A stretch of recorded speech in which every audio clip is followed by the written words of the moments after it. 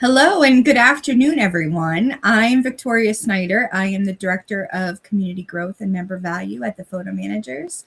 Photos capture moments, but voices capture meaning. Most photo projects are missing one powerful element, and that's the storyteller's voice. Today, we're talking about how to bring photos to life by preserving audible voices, laughter, and stories. Welcome to our Photo Managers YouTube channel. I am so happy to see all of you here live with us today. Today, we're going to be talking with VoiceGift, and today my guest is Geoffrey Stern. Geoffrey Stern is an early pioneer in voice technology and personalization and has spent decades exploring how sound, emotion, and storytelling can transform everyday objects into meaningful experiences. As the exclusive provider of sound technology to Build-A-Bear Workshop, Geoffrey has shipped more than 60 million electronic sound devices, helping people of all ages capture emotions, memories, and moments that matter. During COVID, Geoffrey partnered with his daughter to create the consumer brand VoiceGift, designing products that ensure no matter the occasion, season, or distance, we can all add our voice to gifts, crafts, and memories. He lives with his wife in Westport, Connecticut, where they enjoy listening to recordings of their 3 children and 4 grandchildren in between visits. Hi, Geoffrey. Hello, it's just a wonderful pleasure to be here. So excited. We're so happy to have you. And for those of us that are joining live, we invite you to add questions to the chat as they come up. And at the end, we will, answer your questions through. So, as we're talking, feel free to drop your questions in the chat. We want to talk today about why capturing voices in photo preservation is so important. When you capture the stories during a project and how you do it and what kind of memories of people you love that you want to record.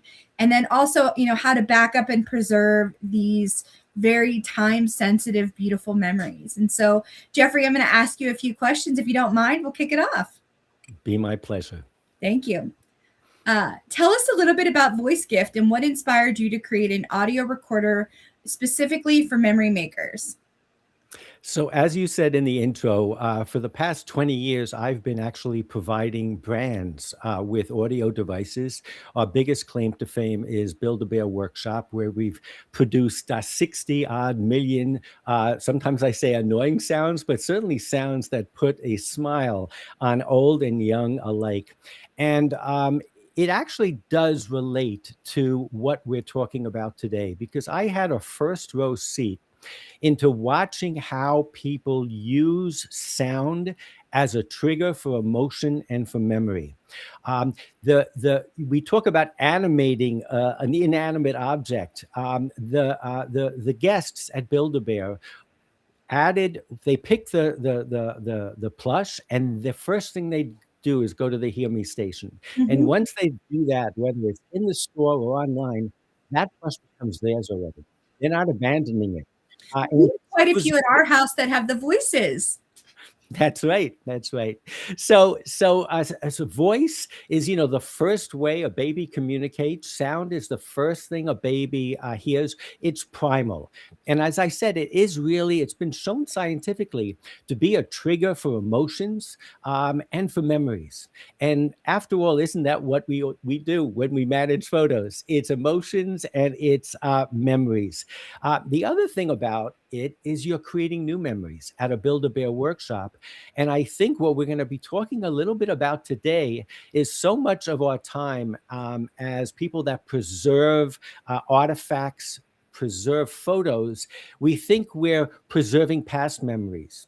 But when we sit around that coffee table and we start talking about it, and Aunt Jane comes and says, and looking at a picture, that's me, and I was laughing hilariously because of this, then it becomes making memories.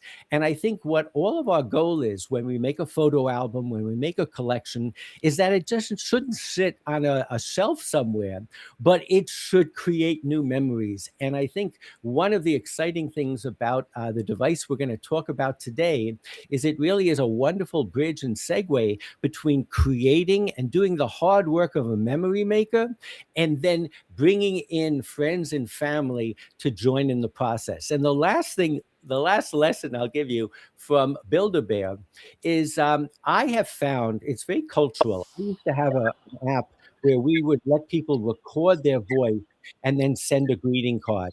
And I didn't listen to the messages for privacy reasons, but I did see that if they were outside of the United States, many of them were very long.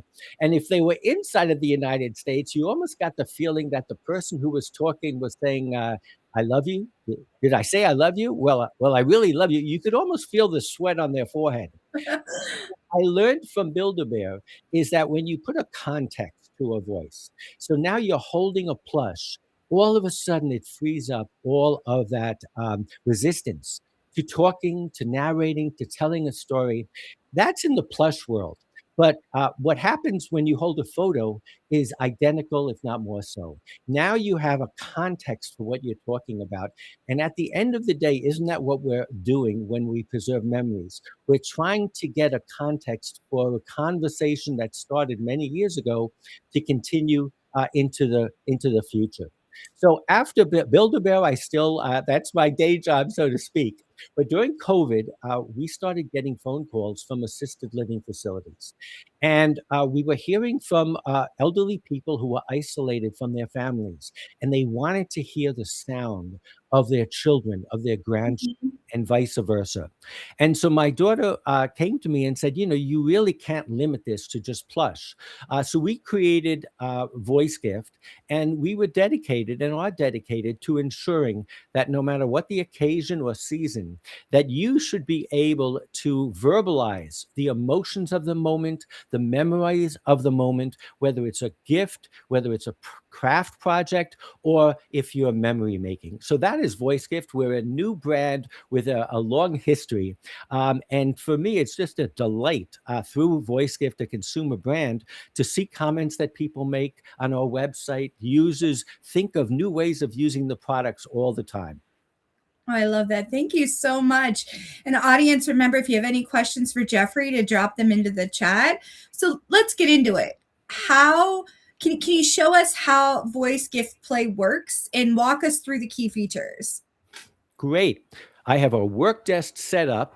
And what we basically did, the inspiration for this device is those audio guides that some of us remember getting in a museum. They would give Yeah. you a headset. They give you one of these, usually they were black devices, look very techy. And you would then walk around the museum and you would notice that there would be a number Mhm. next to a piece of art or a sculpture. And you would know that if you entered a number onto the keypad, you could hear the curator talk about the image and hopefully enhance the whole experience. And what we decided was, why should that be limited to museums? And why should it only be one direction? We all have stuff that we can say about the things that we're focused on, we're watching, we're looking at. So what we did is we did two things. Number one, we made it affordable. We put in a built-in microphone so that you literally, and I will show you how to do it in detail later, but you basically enter a number, record a message. Enter that number, listen to the message. And what it enables you to do is, whether you're a collector of art or whether you're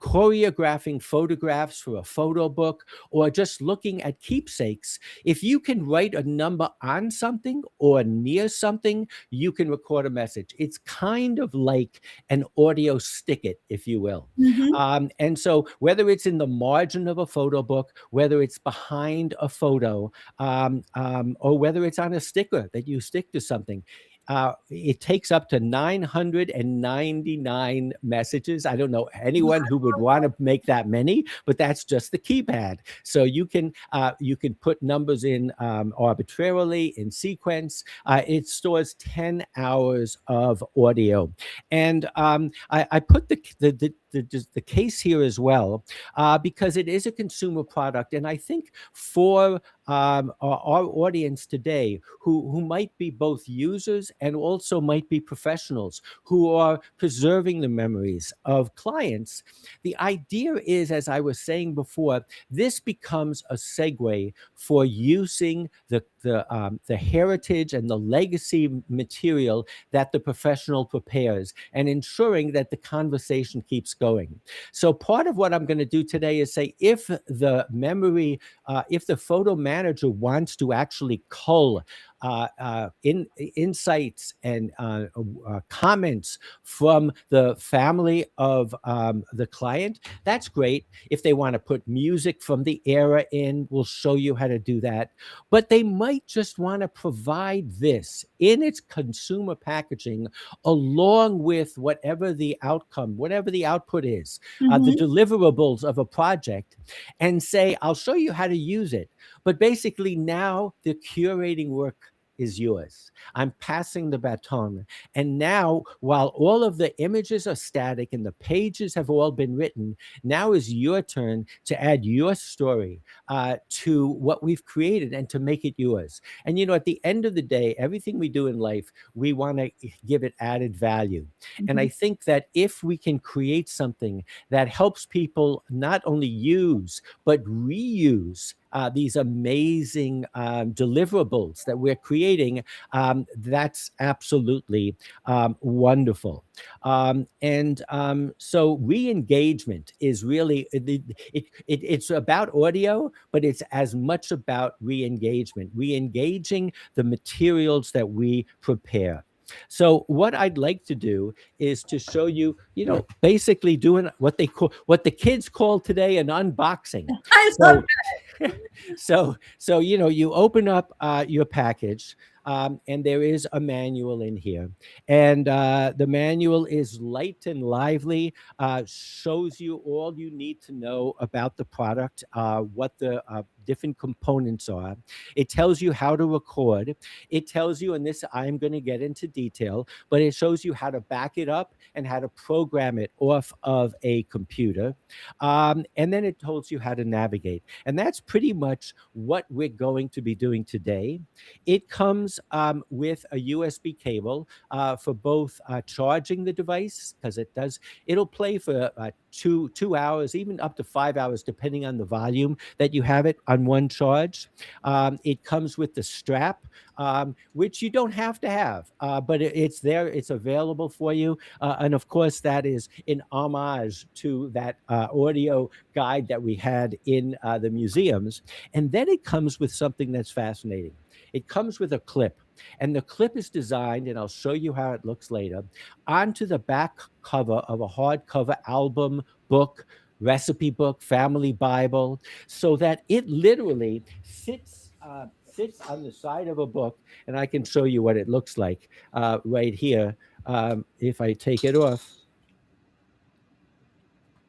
So it works wonderful this way, both when you record your messages, but also for playing it back. And one of the things about this device, because of course the first question we're going to get in the text is, what do I need this for? I have an iPhone. I have a smartphone. I can record all the audio there.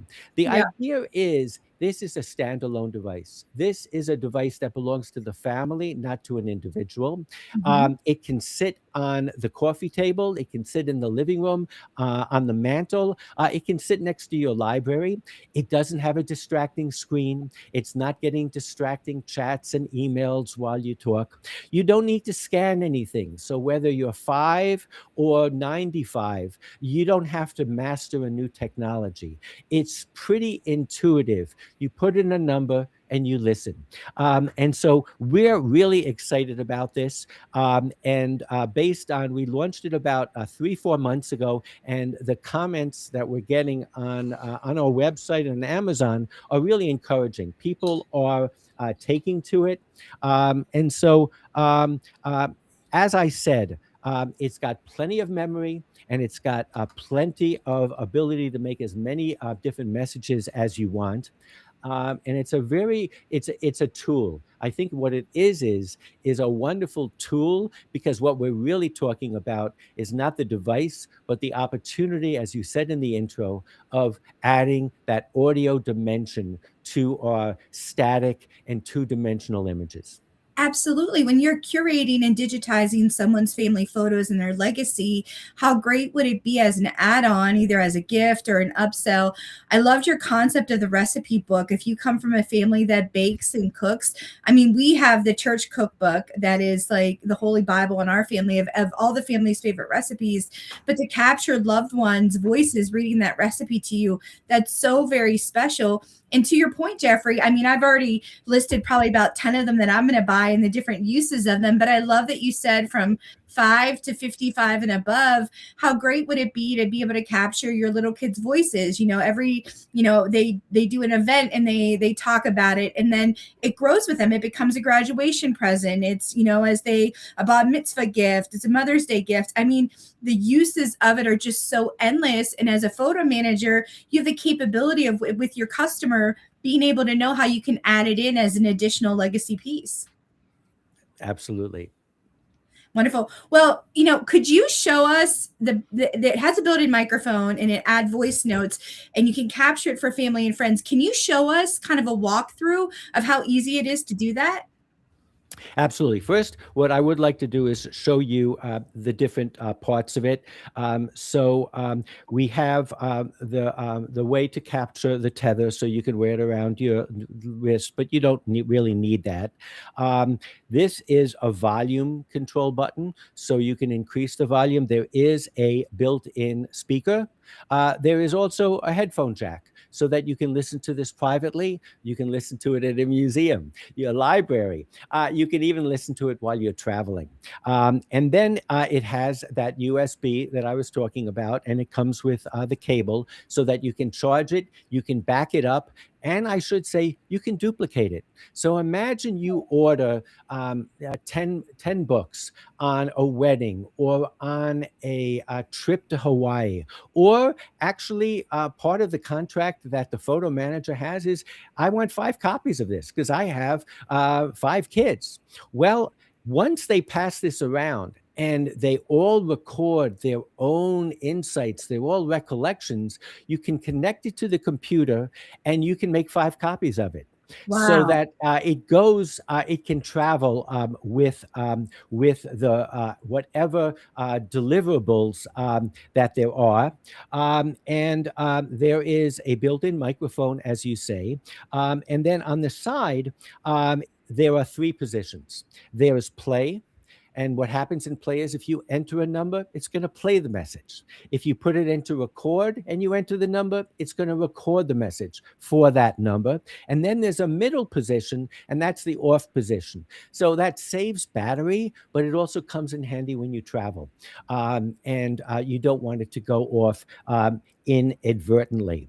So I think what I would like to do is to actually take you through how it works. We're going to record a message, and then we're going to, or 2, and then we're going to play it back, and I'll show you how all of the buttons work. So let's go ahead and put it into record mode, and we're going to push the number 5, and we're going to push the record button, and you can see the light goes blue. And I'm going to say it's a good idea not to start your recordings from number 1, so that you can always add intros and acknowledgments at a later time. So that's my first message. And then I'm going to record another message, and we're going to go 10 now. It's also a great idea to skip a few numbers, even if you are recording in sequence. Again, so that you and family can add more recordings at a later date. So you can see how easy it was to record. You enter a number, you push the control button, a light goes on, and you record. Now we're going to move it to the play position. So we're going to enter 5, and we're going to enter play. The light goes blue, and I'm going to say it's a good idea. So now, if the phone rings, I can push the pause button. Push it again. It continues playing where it left off. Wonderful. We anticipate that people are not going to use these always for short 5-second messages. Right. There might be something rather long and full of content. So you have to be able to pause it. Now, if when you're playing back, you hit the button twice, you're going to go to the next available file. So I'm going to play file 5 two ways. First, I'm going to go 5. No, we did 10, I believe. We're going to go 10. It's also a great idea to skip a few numbers, even if you are... But now I'm going to go back to 1. No, to 5. And then I'm going to push it twice. It's also a great idea. So what this does is, and this is a hack that I'm telling only you guys, is that you can go ahead and record in sequence, but not necessarily going from one number to the next. So you could, in line with the suggestion that I'm making, start with 5, go to 10, then 15, then 20. And as a person went through the book, they wouldn't have to continually have to enter in those numbers. They could just push the sequence button. So it becomes a very fluid experience. And then the back button does exactly what as advertised. So if you go to a next file and you want to hear the other one over again, you push the back button twice. And so that's really as complex as this really gets. It really is enter a button to record, enter a button to play. And I've seen kids master it. And they just love recording their own voices, I can tell you. I mean, it's so user friendly. And I love the idea of the sequence and leaving spaces in that. I think of, a grandmother who's leaving messages to their kids, and there's, maybe they do 1 through 12 and it's a message a month or something like that. I mean, like the possibilities are limitless. And just as a quick reminder, if questions are coming up for you, feel free to add them into the chat and we'll answer them at the end of the Q&A. Okay, so let's get to the next question, Geoffrey. Can you explain how the USB connector and cable are used to transfer audio files and back them up? You talked a little bit about creating duplicates. Great. So before I do that, if we could just open up the screen share that we have, I would like to let you guys know that our website is voice.gift. There's no .com after that. It's just voice.gift. And if you go to the website, there's there's some videos that were shot. There's an instructional video. There's a place that you can literally look at how the device works, how it you can turn it around. You can see how it works. It's very interactive. And most importantly for us, it has frequently asked questions. So a lot of the questions that we might not have time to address, you definitely can look up here, and I encourage you to do that. And now what I'd like to do is I'd like to change from screen share of my browser, and I want to go to screen share for my, so let's see, how do I do a new share? Is there a presentations? Okay, so I'm going to do screen share now. I think I can do, yeah. So I am going to do entire window, and we're going to go here. And can you see this this screen right now? Can you see these two screens? Can you see the two screens that are up? We're not seeing your screens yet, Geoffrey. Okay. Let me know if I need to do it again. Okay, I'm doing entire screen and share. There we go. Okay, so you are seeing these two screens? Yes, that looks great. Thank you. Okay, so what I am going to do is I am going to plug in a device, and I am using a PC. So if you look over here, you see that it comes a USB drive. So I'm going to open it up and just confirm that you can see this all. Yes. Yep. And then here is the directory. And it's very important if you're going to import files that you follow the protocol of the directory.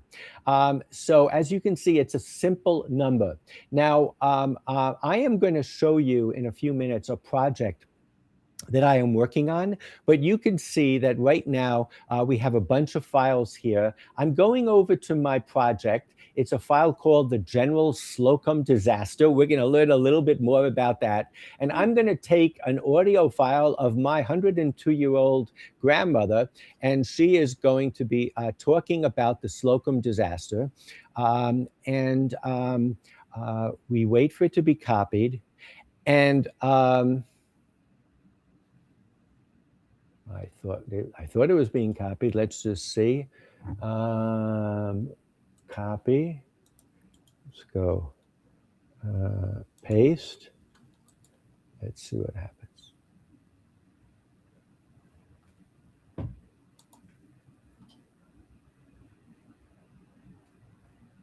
Okay, this is called, we're in demo mode here, where things don't work the way they're supposed to. This is overwrite all.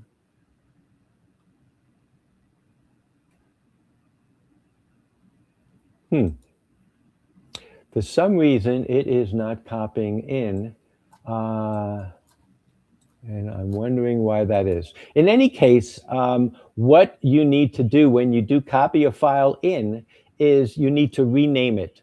And so this file should be, and I'm just making sure that I'm in the right location. I am. I don't know why that is. Copy. Paste.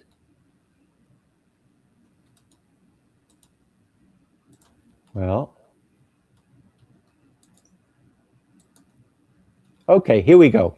I don't know what happened there. And so notice what we're going to do is we're going to rename it 075. So we're going to call it 075. And then we're going to go. Now, if we wanted to back up all of this, we could copy all of these files. We could put it into a separate folder on our computer, and then we can connect another play device and copy them all back onto that second play device and a third play device. And that's how you not only back up your recordings, but you also make duplicates. So I am going to unplug the device right now, and I'm going to stop sharing the screen. So we're going to go stop sharing, and I'm going to come back and join you. And so what I'd like to show you, and then I'm going to give you a little bit of the backstory, is we just put in file number 75. So I'm going to go 75. I call it the Slocum disaster. I'm going to look up someday and find out what boat went down with a church group of 200 people. So that is my 102-year-old grandmother. My dad, this runs in the family. This is what my dad did. He hired an oral historian, and I discovered the tapes because he published a book that was distributed for 10 members of the family in those days. The family is now 40 strong. So I found these, I digitized them, and then we went ahead and we actually published a book. And I am a memory maker. I am a user of all of this stuff. Oh, how And wonderful. so what I was getting at is that in my grandmother's recordings, there is a story about the Slocum disaster. And before 9/11, the Slocum was the biggest disaster that happened in New York City. If you can imagine, 1,200 people were lost in a church outing on the Hudson. 1,200. If you think 9/11 was 2,500, and this is in the the 1800s. And my grandmother tells the story of living in a tenement, and her neighbor, the daughter inviting her to go on the Slocum outing, and her mother saying, "You can't go." And had she gone, we wouldn't be talking here today. So you can imagine what I have done is, as I'm putting this new photo version of this book together, I am finding that there is audio online of researchers who talk about the Slocum disaster. I have images. I can show my grandmother at the age. But what I will do as I'm putting this together is I will take this and I will put the number 75 on the back. And then on 80, I've recorded an expert talking about the thing. And again, we can go 80. World, just a Pulitzer paper. The list of Slocum's dead may now reach 1,000. So you can imagine, for a new generation who is much more audio aligned. We have kids today. They audio text. They're starting to use headphones again. It's a whole new generation that really takes to audio. And so the idea of taking a 40-page or an 80-page memoir that might not get read so much and putting a photo book together and adding the original, going kind of backwards and taking the original audio that was used to create this oral history and combine it with artifacts, whether it's, if it was a wedding, you would get music of the day. You might get a newsreel that you can add. And then you can certainly have, as that book gets passed around, members of the family saying, yeah, Grandma used to talk about that all the time. That was her first memory. So again, I use it as an example of how you can transfer MP3 files onto the device. You have to use the right format and protocol, but it opens up a whole new world where you can both record audio and transfer audio. And that's really how the device works. It's pretty simple. I'm so blown away at just like the potential applications. I'm thinking of historians who are trying to capture lost voices, and we're losing the last of those from the Holocaust and some other major history pieces, and to be able to capture those audio bites of their voices is just phenomenal. And even the people in our own families. We've talked about a lot of applications today, Geoffrey. Are there any additional use cases we haven't mentioned yet? So again, an album, to attach it to an album like this is the most obvious. You can start making photo albums now for kids. Mm-hmm. Meaning to say that in the past, when you made a photo album, you would put a title under something. You might put some copy under something. The second you can add audio, all of a sudden it opens up what you can create on one of the online photo book creating sites. It opens it up. All you got to do is put a page number or even something, or they can do it in sequence. So the ability to make this available for the elderly and for the young is amazing. We mentioned already recipe books. So, here what I'm having my wife do, if you can show the screen, the workshop. So here's a recipe book, and each one of these recipes has a story behind it. Each one of these recipes has a trick or a hack that isn't mentioned. When you're at a high altitude, make sure that you do this. Or I got this recipe from great grandma Henrietta.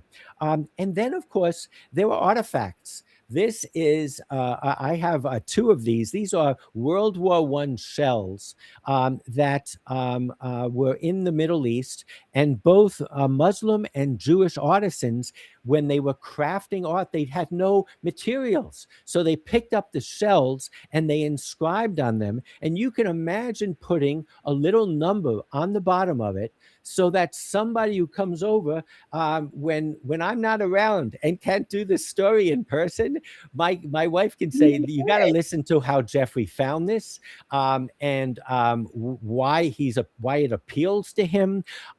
So really we're talking about artifacts, we're talking about photos, we're talking about recipes, and that's just in the memory making space. Don't even get me started about how you can use it for other things, because it literally, if you can write a number, you can record a message. Oh, We call it absolutely. the inspiration that we have is, I don't know if you recall when the Walkman came out and audio for the first time was mobile. Sony, I think, had a tagline, "The soundtrack of our lives." At VoiceGift, we have a version of that, which is the way life sounds. What that truly is, I've had bird collectors contact me. They're using it to capture the sounds of birds and document it. Just really, the imagination of the user is the only limit to the use cases and applications. Oh, yeah, absolutely. I just think of even something as simple as a grandma recording little tidbits or songs or notes to a grandkid across the country and shipping it over, and the grandkid gets to have a good morning message or things like that. Like, it's just, it's just absolutely phenomenal, Geoffrey. Thank you so much. We're going to transition over into the Q&A, and we've gotten a ton of questions in the Q&A. So I'm going to pass it off to Rebecca, who's going to read some of the questions to us, and so we can go ahead and get some of these asked.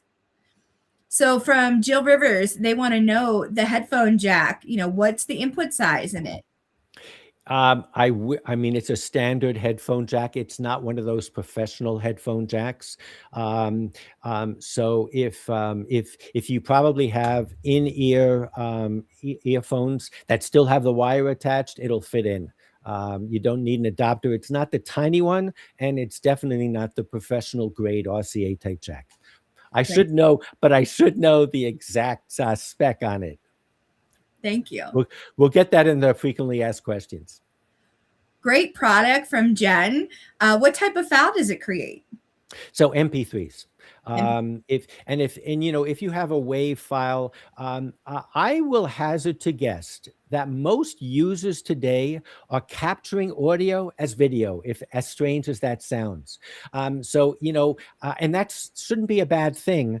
What it just means is if you have to take that MP4 or MOV file and convert it to a standard MP3 file, there are programs that can do that. And then again, as I said before, if you use the format, and the easiest way to remember the format is just before you start converting files to put into it, record a test file using the microphone, connect it to your computer, and you'll say, okay, I get it. It's 01.mp3. It'll work. Absolutely. Okay, let's see. From Lisa, is there a way to quote unquote lock a message to avoid accidental deletion? So on the side of it, that selector switch is recessed, so it is designed so that you won't switch it by mistake. That being said, we are kind of we were torn between making it easy to record and switch between them, and difficult to do it inadvertently. My best suggestion is, after you've really spent a lot of time and created this thing, you should definitely back it up. And if you do want to make it something that's permanent, you can always use a glue gun and go ahead and just seal the record button in play position to make sure that it doesn't inadvertently get out of place. Wonderful. How do you delete ability? So how do you delete? Really, you just record over. So if I were to now pick up the device that we recorded, and we actually transferred file number 75, if I were to put it into record, enter 75, and hit the control button, I would be recording over that file. It won't add to that file. It will record over it. And it doesn't partly record, right? It just, if say the previous file was 2 minutes and the new file is 2 seconds, you won't get 2 seconds of the new voice and whatever time left over from the previous record. So there are 10 hours of audio capacity, and they are dynamically assigned at every time that you record. So as long as there's a few more hours left, the first recording could be 2 seconds, as you say, and the new recording could be 10 minutes. It's dynamically assigned. Okay, perfect. Thank you. Is there a sound when the record button is clicked? Thinking of someone who is blind, this would help them use it. That's a great question. Let's give it a try. Let me see the one that I have so many of these out. I'm going to hit 7, 5, play.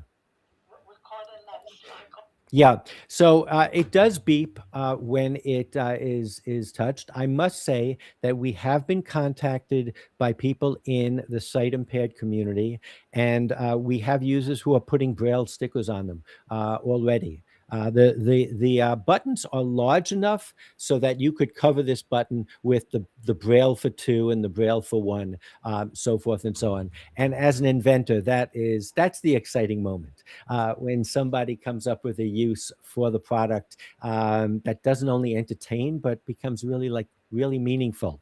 I should say, if you go to the website, there is a children's version of this. And the children's version has little colorful icons instead of numbers. And it does not record 999 messages. It records 12.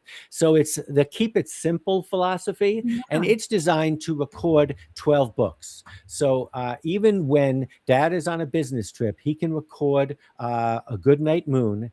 And there are matching stickers. So if he records it under the sticker with a soccer ball and he puts the soccer ball sticker on the front of the book, that's what it's going to play. But you can imagine and extrapolate how we could use that in the photo sharing community as well, especially for kids' photo books, or for taking stuff that we've created and repurposing it for something that's children friendly. 12 files, is plenty, I think, for many books that we're going to be creating. A wedding book might just be the music from the era. And that creates the environment, an immersive environment, when you're looking through this beautiful book. I love that so much. We have 2 more questions. As a photo manager, where is the house stored for a client? So they're asking, where would the files be stored or housed? So, like I said, we've tried to create a very simple device. It does not need a subscription. It does not need an app. It does not have a screen. And that's the good news. What that means, though, is that you own all of the content that you put in here, and that you should back it up the way you would from a memory stick. And then you own it. And if you want to put it on a cloud drive, which would not be a bad idea, you should do that as well. Because yes, it will be storing some pretty amazing archival audio, I suspect. Fantastic. Do you have a way to log which numbers have a recording? So I think that really comes down to practice, or best practices, I should say. And if I was to put up that screen again, which I'm not going to do, what I tend to do when I import a file that has a name on it, like the Slocum disaster, and I export it into my Play device, what I will do is I'll do 2 changes in file names. The first thing I'll do is I'll change the file name for the Slocum disaster, and I'll put that 75 at the front of it, so that I know that button 75 is associated with this file. And then when I copy it to the device, I take out all of the metadata in terms of the Slocum, and it's just a 75. But again, it really comes down to best practices and what you feel comfortable with. I assume somebody could keep a journal, or somebody could create, and keeping the journal, the other thing that you can do is to create an index that you will put into the sleeve of the book, so that people know what audio there is. I mean, how many times do we get books nowadays, whether they're electronic or otherwise, that they have other content associated with it? And that's a real marketing extra. Well, we should do the same for our own stuff. If I'm giving you a photo book and I can say, and there are 10 audio files that you just have to use, and they're on this device and they're indexed in the back of the book, it becomes a full package. It really does. And the book publishing industry has started to add into the pages suggested Spotify playlists to listen to as you read books. Audiobooks are adding addendums at the end, additional downloads. And so you're absolutely right, Geoffrey. It's building an existing product and just building the capability for it. And so, thank you so much. As we're wrapping up, is there anything else that you want to add about VoiceGift or anything like that? Well, first of all, I'd like to say that I have found little round stickers, and they're sold for labeling retail products. So they're designed, they advertise them as you can write on them, so you can use a Sharpie to write on it.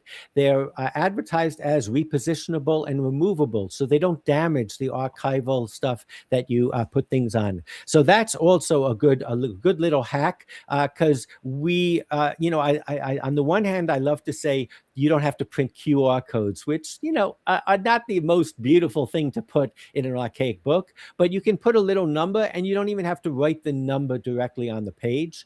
In terms of our website, I encourage you all to come visit us. It's voice.gift. And I think there's a trade show coming up, or a convention for photo managers. Yeah, so we are having our annual conference in Boston in April, and VoiceGift will be there. So, another reason to sign up. Registrations are still going. You could join me and Geoffrey there in Boston. We're going to eat a lot of lobster and talk about a lot of things photo managers. And as another added advantage to our photo managers community, Geoffrey actually has a code for a discount. Jeff, do you want me to talk about it, or would you like to? It's Play 25, and if you use it within the next 2 months, you can get 25% off really any product on our site. I think you're going to be pleasantly surprised and delighted by the amount of things that we're able to add voice to. But clearly, the Play, both the standard Play and even the kids Play, I think they're very competitively priced at pretty much like $60. If you think from the perspective of one Play can service all your collectibles, all of your photos, every shoebox that you pull out, all you got to do is sit around a table, pull out a shoebox, take out a photo, and write a little number on it, and it's there for posterity. And then you throw the Play into the shoebox, and now you've created a time capsule. I mean, it's so amazing. I think, can you put a price on a loved one's voice? And so your prices are very affordable for the product that you're offering. And so I think that the value is just absolutely there. Geoffrey, thank you so much for taking time today to talk to us about VoiceGift and the wonderful things that you're doing. You've been in our homes for a while now, and we didn't even know it. So that's so great with our Build-A-Bears. If you found this helpful, please like and subscribe to the Photo Managers channel, and, give this photo an extra, this particular video an extra like. Thank you, Geoffrey and VoiceGift. Thank you to our viewers for joining us live and on replay, and for asking for questions. We appreciate your time, Geoffrey, and I can't wait to go and buy some VoiceGifts, but also to connect with you in Boston. Looking forward to it. Thanks, everybody. It's been an absolute pleasure. Thank you, everyone. Have a great day.